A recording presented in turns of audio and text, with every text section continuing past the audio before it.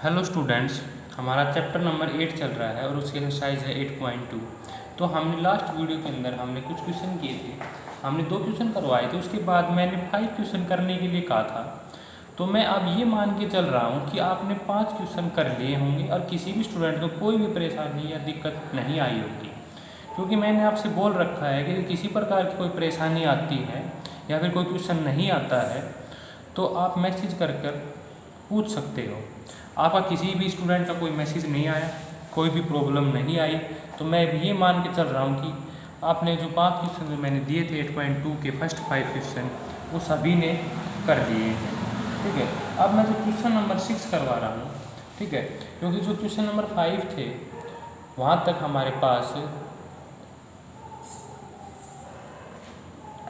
Question number 5 की बजाय मैं फिर भी अपनी तरफ से क्वेश्चन नंबर 3 या फिर 4 करवा रहा हूँ। मैं फिर भी 4 करवा रहा हूँ। ठीक है, ठीक है। यदि किसी स्टूडेंट ने फिर भी अगर नहीं किए हो तो आप कर लेना। देखो, coast price of A article is इतना। हमारे पास क्या है, सीपी कोस्ट प्राइस गिवन है, कितना है 15,500। ठीक है, आरएस।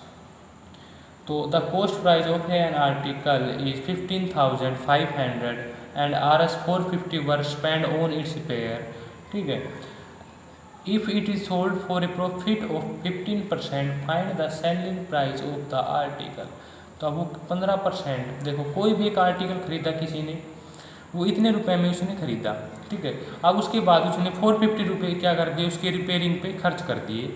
ठीक है, if he sold for a profit of, यदि वो इसे 15% के प्रॉफिट पर बेचना चाहे तो उसे कितने रुपए में बेचे। यानी कि अब मुझे हमें क्या फाइंड आउट करना है, तो रिपेयरिंग कॉस्ट क्या था, आरपी। ठीक है, यानी कि रिपेयरिंग कॉस्ट मैंने आरपी से लिख लिया 450। ठीक है, अब हमारे पास न्यू क्या हो गया, न्यू कॉस्ट प्राइस क्या हो गया, क्योंकि भाई हमारे पास रिपेयरिंग पे हमने इतने रुपए में खरीदा, उसके बाद इतने उस पर खर्च लगा दिया, तो इसका मतलब ये कि हमारे पास वो कितने रुपए में हुई, टोटल कितने रुपए में आई। भाई ये भी तो हमारे पास किस में आता है, कॉस्ट प्राइस में ही आता है। तो मैं अब इसके अंदर ऐड कर देता हूँ। ठीक है, प्लस 450, तो ये क्या हो जाएगा 15,950 रुपीज़ की। ठीक है, अब वो क्या चाहता है, इसको प्रॉफिट लेना चाहता है, कितना प्रॉफिट 15%। अब हमें क्या बताना है कि वो कितने रुपए में बेचे कि उसे क्या हो, प्रॉफिट हो। यानी कि हमें क्या फाइंड आउट करना है, सेलिंग प्राइस एसपी। ठीक है, तो स्टूडेंट एसपी का जो हमारे पास डायरेक्ट फार्मूला होता है, जब हमारे पास क्या हो, प्रॉफिट परसेंटेज गिवन हो और हमारे पास क्या हो, कॉस्ट प्राइस हो, तो एसपी होता है हमारे पास 100 प्लस प्रॉफिट परसेंटेज अपॉन में 100 इंटू में सीपी, ये होता है। ठीक है, फार्मूला क्या होता है एसपी का, जब हमारे पास क्या हो, प्रॉफिट हो, यदि लॉस हो तो हमारे पास क्या हो जाती है, यहाँ पे माइनस हो जाता है। तो ये फार्मूला था 100 प्लस में प्रॉफिट परसेंटेज अपॉन में 100 इंटू में सीपी। तो अब मुझे क्या लिखना है, 100 प्लस में 15 अपॉन में 100 इंटू में सीपी। सीपी क्या है 595। ठीक है, अब यहाँ से मेरे पास इस जीरो से कैंसिल आउट हो जाएगा और यहाँ से 1 क्या हो जाएगा 115। ठीक है, तो मैं इसको मैं क्या लिख सकता हूँ 115 अपॉन में 10 इंटू में 595। 5 से इसको कैंसिल आउट कर लें 3। ठीक है, 1 9, इसके बाद यहाँ पे 2 रह जाएगा। ठीक है, तो इसके बाद इसको क्या कर लें 115 और इससे क्या कर लें मल्टीप्लाई कर लें। ठीक है, मल्टीप्लाई करने के बाद 2 से क्या करते हैं, इसको डिवाइड कर दें, या फिर हम क्या कर लें, इसको डायरेक्ट ही इसकी मल्टीप्लाई करवा दें। ठीक है, तो आप इसकी मल्टीप्लाई कर लेना, 319 को 115 से मल्टीप्लाई करके 2 से क्या कर देना, डिवाइड कर देना। ठीक है, इस प्रकार से। तो हमारे पास ये तो था एसपी। इसी प्रकार का हमारे पास क्वेश्चन नंबर 6 है। क्या कहता है, question number 6, during a sale a shop offered discount of 10% on the marked price of all its item. What would a customer have to pay for a pair of jeans marked at RS 1450 यानी कि 1450 rupees and 2 shirt mark at 850 each. ठीक है, अब क्या कहता है कि एक शॉप के अंदर हमारे पास 10% का डिस्काउंट मिलता है हर आइटम के ऊपर, यानी ईच आइटम पे। ठीक है, अब जींस पे क्या है, मार्क प्राइस क्या है 450 का, एंड टी शर्ट पे क्या है, जो 2 शर्ट है उन पे क्या है 850 का। ठीक है, तो अब मेरे पास क्या है, मैं लिखता हूँ मार्क प्राइस ऑन जींस क्या है 450। ठीक है, और मार्क प्राइस ऑन शर्ट, ठीक है, शर्ट पे कितना है 850। ठीक है, अब डिस्काउंट कितना मिलता है 10%। ठीक है, तो डिस्काउंट वैल्यू क्या होगी, डिस्काउंट वैल्यू ऑन जींस, पहले जींस पे निकालेंगे फिर शर्ट पे निकालेंगे और फिर दोनों को क्या कर देंगे ऐड कर देंगे। ठीक है, हमें ये बताना है कि 2 शर्ट और 1 पैंट के लिए उसे कितने रुपए देने होंगे। ठीक है, तो अब जींस के ऊपर हम डिस्काउंट निकालेंगे तो यानी कि इसका 10% निकाल लें तो ये हमारे पास कैंसिल आउट हो जाए, यानी कि 145, यानी कि उसे 145 का डिस्काउंट तो मिलेगा जीन्स पे। ठीक है, और शर्ट पे कितना मिलेगा यहाँ पे निकाल लें, discount value on shirt, shirt पे कितने की है, ये भी 10% है, यानी कि इसका भी 10% निकाल लें तो ये हमारे पास क्या होगा 85। ये 85 तो है हमारे पास एक शर्ट के ऊपर। भाई 2 शर्ट पे कितना होगा, इसको 2 से क्या कर दें मल्टीप्लाई कर दें, 5 2 ज़ा 10, 8 2 16, यानी कि 170। टोटल कितना डिस्काउंट मिलेगा उसे इतने रुपए का, यानी कि हमें जींस कितने रुपए में मिलेगी। नाउ वैल्यू ऑफ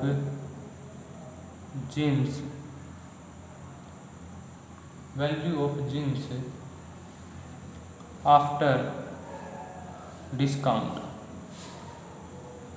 ठीक है, वो क्या हो जाएगी 145, 0 माइनस में 145। ठीक है, यहाँ से इसको क्या कर दें सब्ट्रैक्ट कर दें तो मुझे यहाँ से क्या मिल जाएगा 145 यानी कि 5। ठीक है, यहाँ से 0, ठीक है, और इसके बाद मुझे मेरे पास यहाँ से मिल जाएगा 3 यानी कि 103, और उसके बाद now value of 2 shirt after discount, discount के बाद भाई एक हमारे पास कितने रुपए की है, मैं यहाँ पे लिख रहा हूँ, एक शर्ट है 85 की, 2 शर्ट कितने की हो जाएंगी 0 0, यानी कितने की, कितना का डिस्काउंट है 170 का, 170 में से माइनस कर दूँ 0, यहाँ से मेरे पास क्या आ जाएगा 3 7, यानी कि ये तो क्या होगा ज़्यादा हो गया 6 यानी कि 5। ठीक है, कितने टोटल कितने अमाउंट होगी, अब टोटल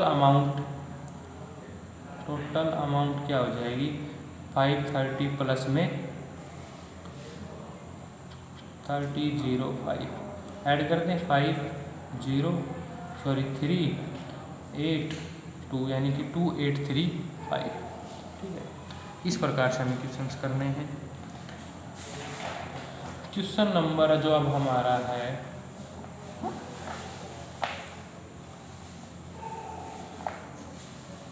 7, क्या कहता है, a milkman sold 2 of his buffaloes for Rs 20,000 each, यानी कि एक मिल्क मैन क्या करता है अपनी बेफेलोज को बेचता है 20,000 रुपये, यानी 20,000 ईच प्रत्येक को, यानी कि 2 बेफेलोज हैं, एक को 20,000 में बेचता है दूसरे वाले को भी 20,000 में।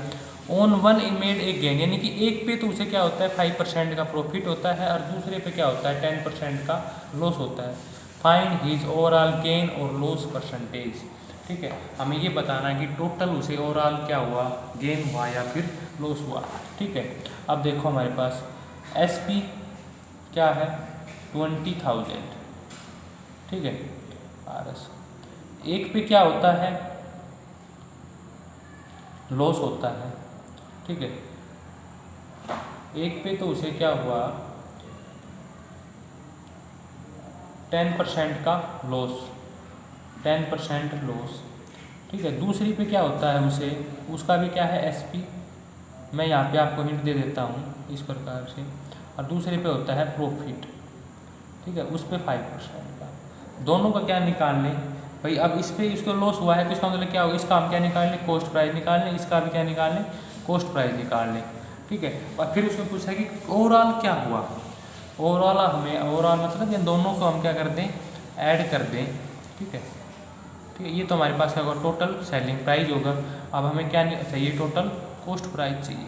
तो अलग अलग का क्या निकालेंगे, कॉस्ट प्राइस निकालेंगे, क्योंकि एक को भी 20,000 रुपये में बेचने पर क्या होती है 10% की का लॉस होता है, और एक को 20,000 में बेचने पर 5% का क्या होता है, प्रॉफिट होता है, ठीक है।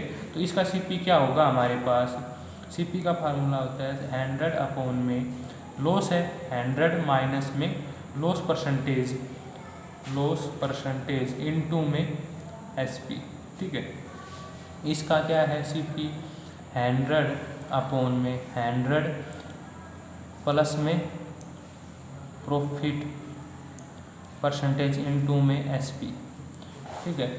यहाँ से हमारे पास 100, लॉस का कितना है 90 इनटू में 20,000, इसका क्या आ जाएगा 100 अपॉन में 105, क्योंकि 5% का क्या होता है प्रॉफिट इनटू में 20,000। इसको अब हम सोल्व कर लेंगे। तो इसको सोल्व करने के बाद हमारे पास ये यहाँ से आ जाएगा, इसको यहाँ से इसको डिवाइड करने पर क्या आता है 9 दूनी 18, 2 9 दूनी 18, 9 दूनी 18, 9 दूनी 18.2, ठीक है। अभी इसको 10 से करने के बाद ये मेरे पास क्या आता है 22,222, ठीक है। इसको यहाँ से मेरे पास क्या आता है, इसको मैं क्या कर दूँ, सब्ट्रैक्ट कर दूँ, या फिर 105 इसको इससे डिवाइड कर दूँ, ठीक है। कैलकुलेशन थोड़ी हमारे पास क्या होगी, लेंदी हो जाती है यहाँ पे। तो 5 से इसको कट 5 24 4,521, ठीक है 21। अब 21 हमारे पास किसी से डिवाइड नहीं होगा, तो इसको हमें क्या करना होगा, डिवाइड करना होगा 4,000 से 21 को 1 से, मेरे पास यहाँ पे क्या बचेगा 19, 109। तो ये अब कहाँ पर चल जाएगा 9 पे, 9918110 0, फिर पॉइंट, फिर 100, 21 चौके, ये यहाँ पे 4 पे चल जाएगा, ठीक है। अब इसको क्या कर देते हैं 100 से मल्टीप्लाई, तो ये हमारे पास क्या आ जाएगा 19040 इतने रुपये का, यानी कि एक हमारी जो बेफेलो होगी उसका कॉस्ट प्राइस क्या आ गया, ये आ गया, और दूसरी का क्या आ गया कॉस्ट प्राइस, ये आ गया। टोटल कॉस्ट प्राइस क्या होगा, टोटल कॉस्ट प्राइस क्या होगा 19040 प्लस में 22,222, यानी कि 262 ये हमारे पास ये होगा, ठीक है। ये हमारे पास क्या आ गया, इसका CP आ गया। SP क्या है 20 और 20 यानी कि 40,000, ठीक है। तो यहाँ से मेरे पास क्या है, CP क्या है ज़्यादा है, SP क्या है कम है, तो मुझे क्या हो गई लॉस हो गया, ठीक है। तो यहाँ पे क्या होता है लॉस कितना होता है, लॉस कैसे निकालते हैं, CP माइनस में SP, यानी कि 41,262 माइनस में 40,000, तो यहाँ से कितना आ जाएगा 1,262 रुपये का, ठीक है। परसेंटेज निकालने के लिए क्या करते हैं, लॉस 1006 अपॉन में इनटू में 100 अपॉन में कॉस्ट प्राइस, यानी कि 40,000, ठीक है। 2 जीरो से यहाँ पे 2 जीरो, और फिर इससे मैं क्या कर लेता हूँ 4 से इसको अगर तो डिवाइड कर दूँ, 4 3 12, 4 1 कम 4, 2 4 5 20, और फिर 2 हमारे पास 4 5 20, ठीक है, अपॉन में 100, ये हमारे पास क्या आएगा 3.15 क्या आता है, इसका परसेंटेज आता है, ठीक है। इस प्रकार से हम इस क्वेश्चन को कर लेंगे। क्वेश्चन नंबर अब हमारा